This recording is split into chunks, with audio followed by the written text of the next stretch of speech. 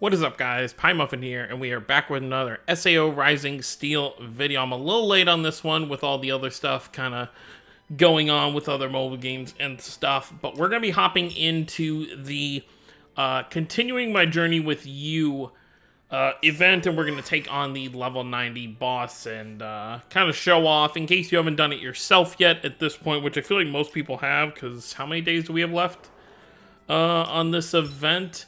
I mean, this goes all month, so it's not like there's any rush to kind of get it done, but there is going to be an upcoming live stream, I think on the 13th, which should be Saturday, I believe. And it's just a general SAO live stream. They're going to talk about the anime, they're going to talk about Alicization Licorice, and then they're going to talk about the mobile games. But the main stuff I'll take away from that, I'll make into a video. I'll probably cover everything that kind of goes on in that stream, but the main focus will be obviously Rising Steel, because that's what we cover on the channel. But, anyways, before all that happens, we're going to go in and knock out this event. I was actually very, very dumb, by the way. I just want to mention this real quick. The TSA banner is actually up for the free-to-play one. I think it's this one. Oh, these are the free tickets you can get. But we do actually see that what the unit is. You know, she's got a charge, an assault, and a heal. It's pretty nice that she recovers seal. But I actually didn't grab all the tickets before the ranking event ended. And I'm so used to these events turning into essentially a, what do you call it? A regular event afterwards. So I kind of got gypped out of getting my last 3 tickets. So I'm 3 tickets short, so the next event that has tickets, I will have to wait for in order to actually obtain her. But anyways, enough about that. Let's go ahead and let's hop into the event itself, and let's hit that level 90. And I think I did it in like 31 turns on my first try on this. You know, having a full wind team definitely does help out, since it's literally just straight earth. So let's go ahead and hop in, and I want to reiterate, because I want to mention this, ever since, I said ever a lot there, ever since the first video I put out where I was like, this is my method for doing it, you know, people have commented, it's like, oh, well, if you don't have the new units, it's not going to work that way, which is definitely true. Because I have the new Yu-Gi-Oh! I do get that 25% incarnate increase, which lets me pretty much get my incarnate almost immediately. So this isn't going to work for everybody if you're not having a new unit, but I feel like it's not going to change that much, because 25% is such a small number. If you just had one more charge character on your team, which obviously we have 2 right here. Well, we have 3. We have 1 in the back row as well. Actually, we might have... I actually don't remember what this Kirito is. I'm not going to be using him. He's just there for the... because I just threw a whole wind team together. Yeah, he's just a, he's a healer and enhance. Very interesting for a Kirito, by the way. Oh, that actually... I just got distracted for a second, because I'm like, you can put... Obviously, you can't get dupes for him anymore. So you would just have to put on regular stuff. So I wonder if grabbing extra copies of that free-to-play out... Question for another day. Essentially, I feel like not having Yu-Gi-Oh! On the team really won't affect your score that much. You might be a few turns slower, but I feel like if you don't have the new units, it's still not going to be that hard, as long as you have a solid wind team. So we're going to go ahead, we're going to hop in, and we'll just kind of showcase how this kind of goes. So you deal with 2 enemies here. You got the boar and you got the earth dragon.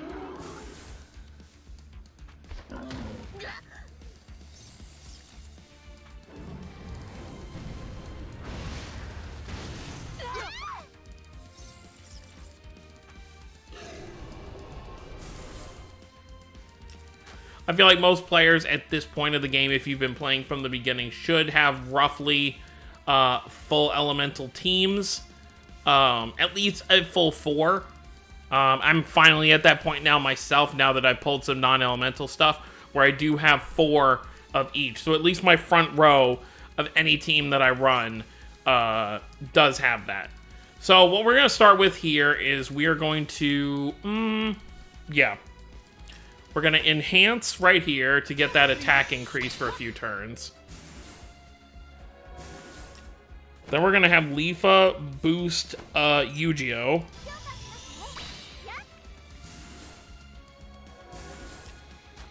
Now, this would be more ideal if I was using a character like Lifa, for example, to kind of hit them both at the same time.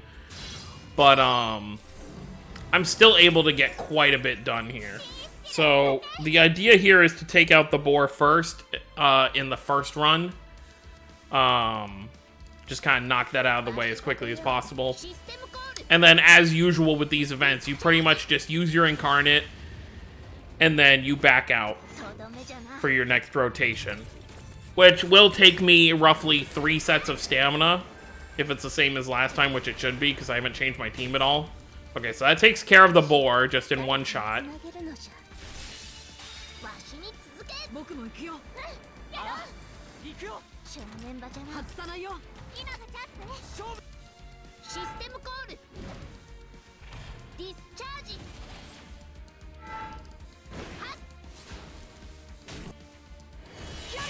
We can skip through that because these animations are going to take forever otherwise.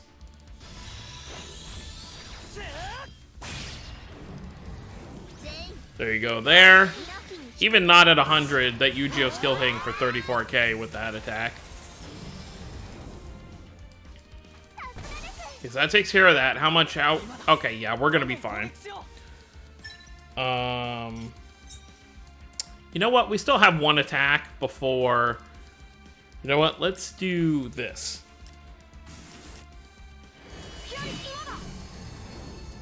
And then we'll end it. Not like it really matters in the long run. You know, that one attack's not going to make too much of a difference, but, I mean, we may as well, right? We just don't want to let the enemy get another attack.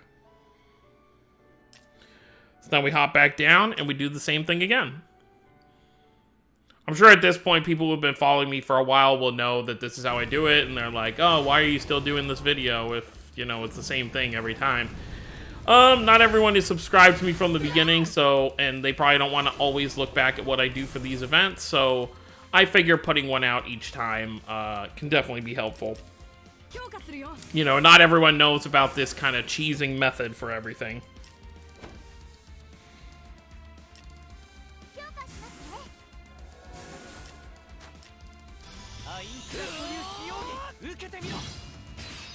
Also, something I noticed, I was like, there's something about this Yu-Gi-Oh's outfit that's different than the original 4-star Yu-Gi-Oh! And it took me a bit to realize, but it's the same outfit, but he just doesn't have the, like, school or, like, teacher crest that you can see him right there in the corner. The crests that he has on there are not on his actual outfit when they're essentially assaulting the cathedral. Or the tower, whatever you want to call it. But,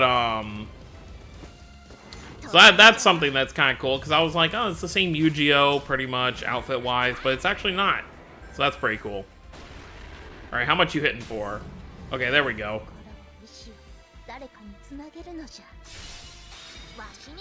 This should bring into the red.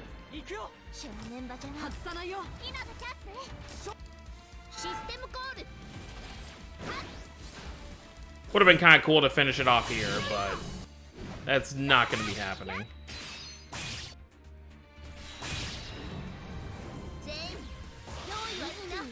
Then we go ahead and knock this out right here. So yeah, the whole thing with this, the only thing you'd really have some trouble with if you are, for example, without the new units, is you might have to use one extra charge. And so that means you'd have one less character attacking during your incarnate. So it really wouldn't be that big of a deal, but you know, it might take you an extra like 5 turns or something.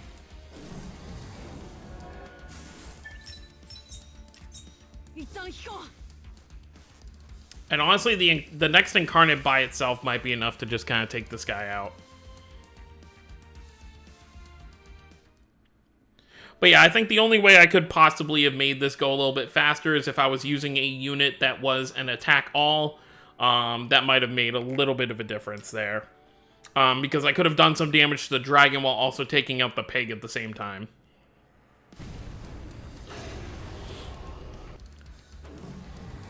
Alright, we're gonna take this hit. Which does nothing because we're all wind. You're gonna boost that.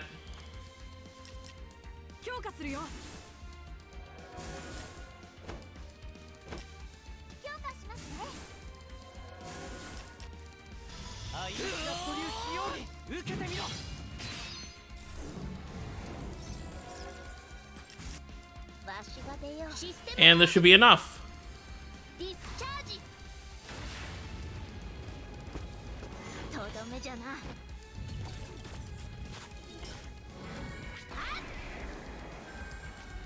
And smack.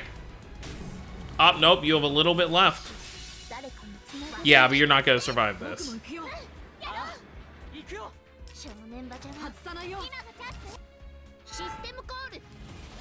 Even that first attack right there should have just been enough. Yeah, you're dead regardless.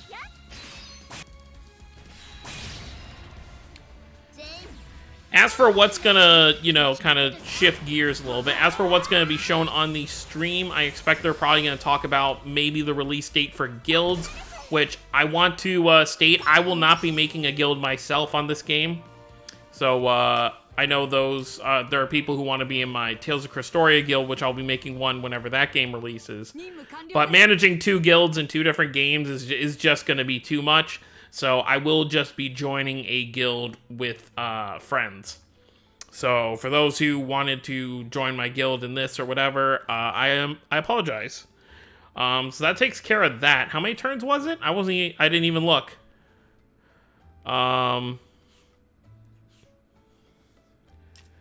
Will it tell me here?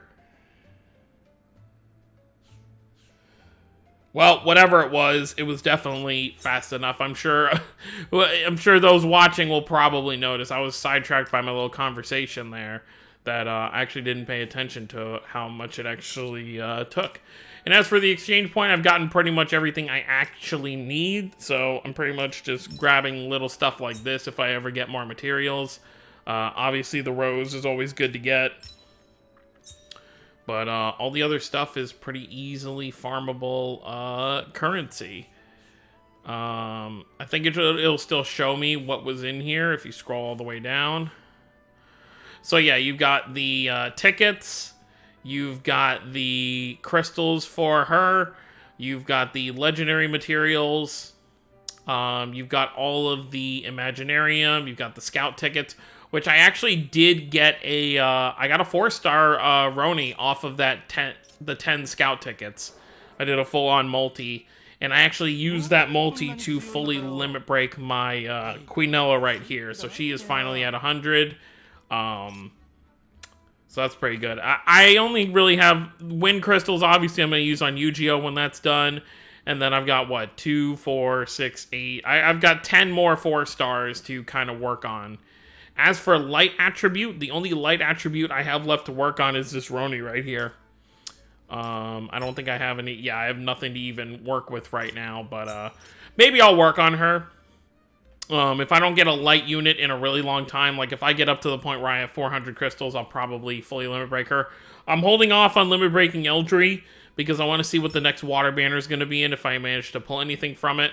Because I could very easily limit break him all the way right now, but I don't really have a use for him. And then my tough spot right now is having 4 dark units because I kind of have to decide what to use my stuff on. I could essentially do 2 limit breaks on an Aegis right now. But until I actually need dark, I'll hold off on that as well. But let me know what you guys think down below of this event. Did you have trouble with it? What was kind of your strategy going into it? Definitely interested to see all the different methods that everyone did. My next SAO video should, unless we get some like news about some event coming out before the live stream, I'm guessing it'll probably be pretty quiet until the live stream actually happens on the 13th.